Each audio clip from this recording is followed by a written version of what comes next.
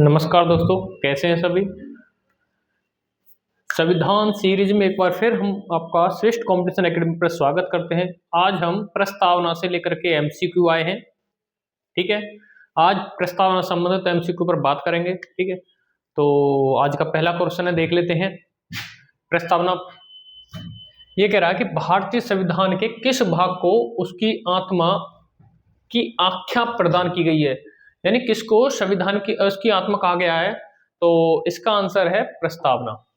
बात करें प्रस्तावना को, भारतीय संविधान की प्रस्तावना को संविधान की आत्मा कहा जाता है। न्यायमूर्ति हिदायतुल्लाह ने गोलकनाथ बनाम पंजाब राज्य के मामले में उद्देशिका को संविधान की मूल आत्मा कहा है। के.एम. मुंशी ने इसे राजनीतिक जन्मपत्री यानी कुंडली कहा है, जबकि बी.आर. अम्बेडकर ने अनुच्छेद 32 को संविधान विचारों को बंद को संविधान की आत्मा कहा है। ठीक है, आपका अगला प्रश्न है, संविधान निर्माताओं ने किस पर विशेष ध्यान दिया था।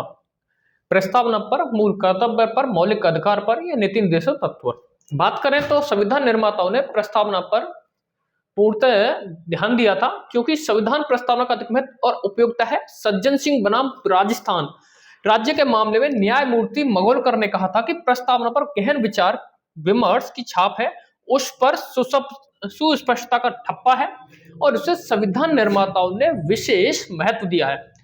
प्रस्तावना को न्यायालय में परिवर्तित नहीं किया जा सकता, लेकिन लिखित संविधान की प्रस्तावना में वे उद्देश्य लेखबद्ध किए जाते हैं जिनकी स्थापना और परिवर्तन के लिए संविधान की रचना होती है। बेरुबारी के मामले में उच्चतम न्यायालय ने इस बात से सहमति प्रकट की थी कि प्रस्तावना संविधान निर्माताओं के मन की कुंजी है। जहां शब्द अस्पष्ट पाए जाएं या उनका अर्थ स्पष्ट न हो, वहां संविधान निर्माताओं के आशय को समझने के लिए प्रस्तावनाओं की सहायता ली जा सकती है और यह ज्ञात किया जा सकता है कि उस शब्द विशेष का प्रयोग किस अर्थ में किया गया है। और इसकी व्याख्या सुप्रीम कोर्ट ने यह भी कहा था कि हम समय समय पर बताएंगे। ठीक है, चलिए अगला प्रश्न है, भारत में जनप्रिय संप्रभुता है क्योंकि भारत के संविधान की प्रस्तावना शुरू होती है इन शब्दों से: लोकतंत्रवादी भारत, लोक गणराज्य, लोक प्रभुसत्ता या हम भारत के लोग। और आपने देखा होगा कि प्रस्तावना जो शुरुआत होती है वो होती है हम भारत के लोग भारत को। ठीक है, तो इसकी शुरुआत होती है भारत में जनप्रिय संप्रभुता है क्योंकि भारत के संविधान की प्रस्तावना शुरू होती है हम भारत के लोग। हम भारत के लोग भारत को एक संपूर्ण प्रभुत्व संपन्न समाजवादी पंथ निरपेक्ष लोकतंत्रात्मक गणराज्य बनाने के लिए तथा उसके समस्त नागरिकों को सामाजिक, आर्थिक और राजनीतिक न्याय,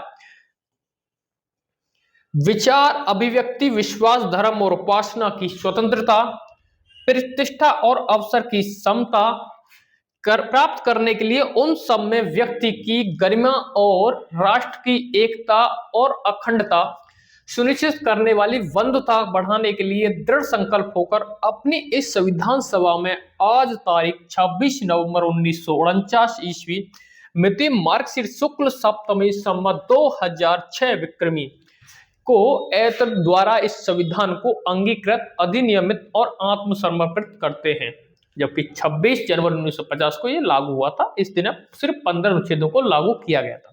ध्यान देने वाली बात यह है कि हमारे जो प्रस्तावना में 3 प्रकार की न्याय का उल्लेख है, जबकि 5 प्रकार की स्वतंत्रता का उल्लेख है, 2 प्रकार की समानता का उल्लेख दिया गया है।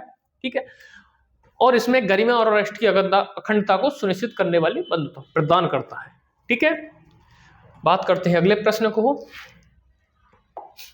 अगला प्रश्न है, भारत को गणतंत्र क्यों कहा जाता है। गणतंत्र, इसकी विधानमंडलों की अधिकतम संख्या जनता द्वारा पृथक चुनी जाती है। यह राज्यों का एक संघ है। भारतीय नागरिक मूलभूत अधिकारों को उपयोग करती है। यहां राज्य का प्रमुख निर्धारित अवधि के लिए निर्वाचित होता है। तो गणतंत्र का मतलब होता है जहां शासक वंशानुगत निर्वाचित हो। ठीक है, तो क्या होना चाहिए, राज्य का जो प्रमुख है वो निर्वाचित होना चाहिए। यह राज्य का प्रमुख निर्धारित अवधि के लिए निर्वाचित होता है, यानी निर्वाचन होना चाहिए। अगला प्रश्न है, भारत है एक धर्मनिरपेक्ष राष्ट्र, हिंदू मुस्लिम राष्ट्र या इनमें से कोई नहीं। देखिए 42वां संविधान संशोधन 1976 में जोड़ा गया था पंथ निरपेक्ष यानी धर्म निरपेक्ष। धर्म शब्द का तात्पर्य है किसी भी राज्य या राष्ट्र द्वारा एक विशेष धर्म को कानूनी रूप से मान्यता प्रदान नहीं करना, यानी राज्य का कोई धर्म नहीं होगा। ठीक है, देखो 42वें संविधान संशोधन 1976 द्वारा संशोधित करके जोड़ा गया था समाजवादी, पंथ निरपेक्ष और अखंडता। ठीक है, अगला प्रश्न, धर्मनिरपेक्ष का अर्थ है राज्य सरकार सभी धर्म के खिलाफ या राज्य सरकार द्वारा एक धर्म को स्वीकार करना, राज्य सरकार द्वारा किसी धर्म को स्वीकार नहीं करना, इनमें से कोई नहीं। अभी बताया था कि राज्य सरकार का कोई धर्म नहीं होता। ठीक है, राज्य सरकार का कोई धर्म नहीं होता है। अगला प्रश्न है, अगला प्रश्न है आपका, भारत एक धर्मनिरपेक्ष राज्य है, इसका मतलब है कि भारतीय राज्य, अभी मैंने अभी कराया था कि वो किसी भी निश्चित धर्म का समर्थन नहीं करता है। ठीक है, राज्य का कोई भी धर्म नहीं होगा, ये इस बात की पुष्टि करता है। अगला प्रश्न है, गणतंत्र होता है केवल एक लोकतांत्रिक राज्य, अध्यक्षीय पद्धति शासन वाला राज्य, संसदीय पद्धति शासन वाला राज्य, जहां पर अध्यक्ष वंशानुगत रूप से न हो। और मैंने अभी बताया था कि गणतंत्र में यानी जहां का अध्यक्ष चुनाव निर्वाचित हो, यानी वंशानुगत न हो। ठीक है, ये रहा, यानी गणतंत्र वह राज्य है जहां पर अध्यक्ष वंशानुगत रूप से न हो। एक गणराज्य या गणतंत्र सरकार का एक रूप है जिसमें देश को एक सार्वजनिक मामला माना जाता है, न कि शासकों की निजी संस्था या संपत्ति। एक गणराज्य के भीतर सत्ता के प्राथमिक पद विरासत में नहीं मिलते हैं। यह सरकार का एक रूप है जिसके अंतर्गत राज्य का प्रमुख राजा नहीं होता है। ठीक है, अगला प्रश्न देखते हैं। अगला प्रश्न है, निम्नलिखित में से वे दो शब्द कौन से हैं जिनका समावेशन 42वें संशोधन द्वारा संविधान की उद्देशिका में किया गया था। देखिए 42वां संविधान संशोधन 1976 में होता, इसके द्वारा तीन शब्द जोड़े गए थे, समाजवादी, धर्मनिरपेक्ष या पंथ निरपेक्ष और अखंडता। तो कौन कौन से हो सकते हैं? तो समाजवादी, धर्मनिरपेक्ष 42वें संविधान संशोधन द्वारा जोड़े गए थे। ठीक है, अगला प्रश्न, अगला प्रश्न है, भारतीय संविधान के प्रस्तावना में भारत को किस रूप में घोषित किया गया है? तो भारत को किस रूप में घोषित किया गया है बताइए मुझे। एक प्रभुत्व संपन्न समाजवादी धर्मनिरपेक्ष प्रजातांत्रिक गणराज्य। ठीक है, संविधान के प्रस्ताव वर्णित किए गए हैं, भारतीय स्वराज व्यवस्था का स्वरूप वर्णन करते हैं। इसमें समाजवादी धर्मनिरपेक्ष शब्द मूल संविधान में नहीं थे, इन्हें 42वें संविधान संशोधन द्वारा जोड़ा गया था। उसके पश्चात इन शब्दों का क्रम होता है सार्वभौम, सत्ता संपन्न, समाजवादी, पंथ निरपेक्ष या धर्मनिरपेक्ष, जनवादी, गणतंत्र। ध्यान रखने योग्य तथ्य है कि संविधान में उल्लिखित शब्द ये हैं, संपूर्ण प्रभुत्व संपन्न, समाजवादी, पंथ निरपेक्ष, लोकतांत्रिक गणराज्य। ठीक है, चलिए नेक्स्ट प्रश्न बात करते हैं। देखिए, भारत एक गणतंत्र है, इसका अर्थ है सभी मामलों में अंतिम अधिकार जनता के पास है। भारत में संसदीय शासन व्यवस्था है। भारत में वंशानुगत शासक नहीं है। भारत राज्यों का एक संघ है। और मैंने अभी बताया था कि गणतंत्र में शासक वंशानुगत नहीं होता है। ठीक है, जनता की सरकार जनता द्वारा जनता के लिए होती है, लोकतंत्र। अब्राहम लिंकन का भी ये कथन है। ठीक है, अगला प्रश्न, कौन सा शब्द भारत के संविधान की उद्देशिका में नहीं है? समाजवादी, पंथ निरपेक्ष, प्रभुत्व संपन्न, लोक कल्याण। भारतीय संविधान में की प्रस्तावना में नहीं है ये चीज। ठीक है, चलिए अगला प्रश्न। हाँ, एक बयान और एक ध्यान रखें हमेशा कि उद्देशिका को जवाहरलाल नेहरू ने प्रस्तुत किया था 13 दिसंबर 1946 को तीसरी बैठक में प्रस्तुत किया गया था और इसे 22 जनवरी 1947 को पारित कर दिया, यानी स्वीकार कर लिया गया था। ठीक है, अगला प्रश्न, अगला प्रश्न है, कल्याणकारी राज्य का उद्देश्य है। कल्याणकारी राज्य, अधिकतम संख्या का अधिकतम कल्याण सुनिश्चित करना, कमजोर वर्गों के कल्याण का प्रबंध करना, सभी नागरिकों को स्वास्थ्य सुविधा प्रदान करना। उपरोक्त में से कोई नहीं। कल्याण किसका होता है? कमजोर वर्गों का। कल्याण किसका होता है? कमजोर वर्गों का। ठीक है, 1942 में बेवरेज रिपोर्ट द्वारा ब्रिटेन में कल्याणकारी राज्य के स्वरूप को स्पष्ट किया गया था। इसमें गरीबी, बीमारी, निरक्षरता, नशाखोरी और अभाव जैसी कुरीतियों से निपटने के लिए राज्य की सक्रियता का आवश्यक माना गया है। इसी रिपोर्ट में कमजोर वर्गों के कल्याण का प्रबंध करना राज्य का उद्देश्य भी माना गया है। ठीक है, नीति निर्देश सत्र में ये इस बात की जो पुष्टि होती है। अगला प्रश्न, भारत को एक गणराज्य मुख्य रूप से माना जाता है क्योंकि राज्याध्यक्ष का चुनाव होता है। उसे 15 अगस्त 1947 को स्वतंत्रता मिली थी उसका अपना लिखित संविधान है, उसकी सरकार संसदीय प्रणाली के अनुसार है। गणराज्य मुख्य रूप से माना जाता है, राष्ट्रपति का चुनाव होता है, 15 अगस्त स्वतंत्रता मिली, अपना लिखित संविधान है, उसकी सरकार संसद, अभी बताया था राज्य अध्यक्ष का क्या होता है, चुनाव, निर्वाचित होता है, यानी वो वंशानुगत नहीं होता है। ठीक है, अगला प्रश्न। अगला प्रश्न है, भारतीय संविधान की प्रस्तावना के सिलसिले में निम्नलिखित में से कौन क्रम सही है? गणतंत्र, जनवादी, धर्मनिरपेक्ष, समाजवादी, सार्वभौमिक, सत्ता संपन्न।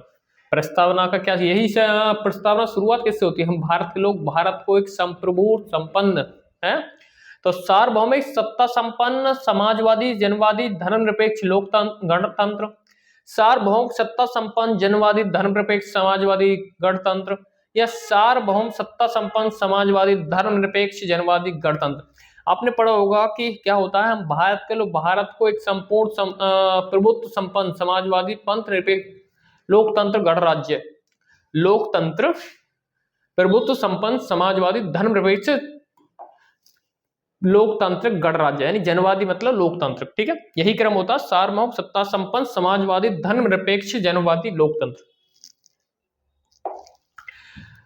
अगला प्रश्न है आपके लिए कि संविधान की प्रस्तावना में प्रयुक्त शब्द सेक्युलर का अर्थ है, तो इसके लिए सभी नागरिकों को धर्म एवं उपासना की स्वतंत्रता, अकेश्वरवाद, बहुदेववाद या सभी धर्मों की अस्वीकृति। तो इसका आंसर है आपका सभी नागरिकों को धर्म एवं उपासना की स्वतंत्रता। ठीक है, संविधान की प्रस्तावना में प्रयुक्त शब्द सेक्युलर का अर्थ है सभी नागरिकों को धर्म एवं उपासना की स्वतंत्रता। भारतीय संविधान द्वारा भारत पंथ निरपेक्ष देश घोषित किया गया है। पंथ निरपेक्षता और धर्म निरपेक्षता देश में अंतर है। कोई लोग मानते हैं सेक्युलर शब्द का अर्थ धर्म निरपेक्ष है, लेकिन इसका अर्थ पंथ निरपेक्ष होता है, अर्थात कानूनी कार्रवाई सभी धर्मों के लोगों पर समान रूप से होगी। अगला प्रश्न आपका है, शब्द धर्मनिरपेक्ष भारत के संविधान के प्रस्तावना में जोड़ा गया था, इसके विषय में निम्न कथनों में से कौन सा सही है? और आपके लिए इसमें कथन दिए हुए, पहला है कि यह वर्ष 1976 में जोड़ा गया था, दूसरा है यह 44वें संविधान संशोधन द्वारा जोड़ा गया था, तीसरा है यह 42वें संविधान संशोधन द्वारा जोड़ा गया था, और चौथा है यह मूल प्रस्तावना में था। तो सबसे बड़ी बात बता दूं आपको कि मूल संविधान में धर्मनिरपेक्ष शब्द का उल्लेख नहीं था। समाजवादी पंथ निरपेक्ष शब्द को 42वें संविधान संशोधन द्वारा जोड़ा गया था 1976 में। तो पहली बात यानी कथन एक सही है और कथन तीसरा सही है। कथन एक और तीसरा, तो कौन सा है आंसर? इसका 2 हो जाएगा। ठीक है, ये रहा, धर्मनिरपेक्ष भारत के संविधान के प्रस्तावना में जोड़ा गया था, इसके विषय में पहला और तीसरा कथन सही है। वर्ष 1976 में जोड़ा गया था और 42वें संविधान संशोधन में जोड़ा गया। ठीक है, अगला प्रश्न अगला है कि भारतीय संविधान की प्रस्तावना में लिखित हम भारत के लोग से क्या अर्थ निकलता है? भारतीय गणराज्य की प्रभुसत्ता जनता में निहित है। संविधान का निर्माण भारत की जनता द्वारा हुआ है। संविधान निर्माता भारत की जनता का प्रतिनिधित्व करते हैं या भारत का संविधान की भारत की जनता की सहमति पर आधारित है। तो इसका मतलब सही आंसर है कि संविधान का जो निर्माण है भारत की जनता द्वारा हुआ है। भारतीय संविधान की प्रस्तावना में लिखित हम भारत के लोग we the people of India से यह अर्थ निकलता है कि संविधान का निर्माण भारत की जनता द्वारा हुआ है। अगला प्रश्न, समाजवाद का अर्थ सामाजिक नियंत्रण है, राष्ट्रीयकरण है, सामाजिक न्याय या सामाजिक स्पर्धा? तो इसका सही आंसर आपका सामाजिक न्याय। समाजवाद अंग्रेजी भाषा के सोशलिज्म शब्द का हिंदी पर्यायवाची है। सोशलिज्म शब्द की व्युत्पत्ति सोशियस शब्द से हुई है जिसका अर्थ समाज होता है। इस प्रकार से समाजवाद का संबंध समाज और उसके सुधार से संबंधित है। अगला प्रश्न है कि 42वें संविधान संशोधन द्वारा प्रस्तावना में कौन सा शब्द जोड़ा गया? बार बार हम जिक्र कर रहे हैं 42वां संविधान संशोधन 1976 में। लोकतंत्र पहले से था, न्याय भी पहले से, राजनीतिक न्याय की बात होती ही है, तो कौन सा शब्द था? समाजवाद। 42वें संविधान संशोधन अधिनियम के माध्यम से संविधान की प्रस्तावना में संशोधन किया गया। इसमें 3 नए शब्द समाजवादी, धर्मनिरपेक्ष और अखंडता जैसे शब्द जोड़े गए थे। तो आशा करता हूं कि आपको समझ में आएगा। हम ऐसे ही अगली फिर हर टॉपिक पर डेली कम लगभग 20 क्वेश्चनों पर चर्चा करते रहेंगे। आज के लिए इतना ही, धन्यवाद। मिलते हैं नेक्स्ट क्लास में।